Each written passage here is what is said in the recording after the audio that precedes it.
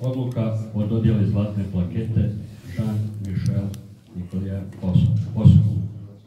Temeljem članka 7 i članka 33 statuta Zbora udruga Hrvatski ratni veterani dana 7. siječnja 2019. godine predsjedništvo Zbora udruga Hrvatski ratnih veterana donijelo je odluku o dodjeli zlatne plakete posthumnom francuskom dragovoljcu i branitelju u Domovinskom ratu Jean-Michel Nicolieru za posebne zasluge i požrtvovnost u obrani grada Vukovara i doprinosu teritorijalne cjelovitosti Republike Hrvatske u Zagrebu 14. veljače 2019.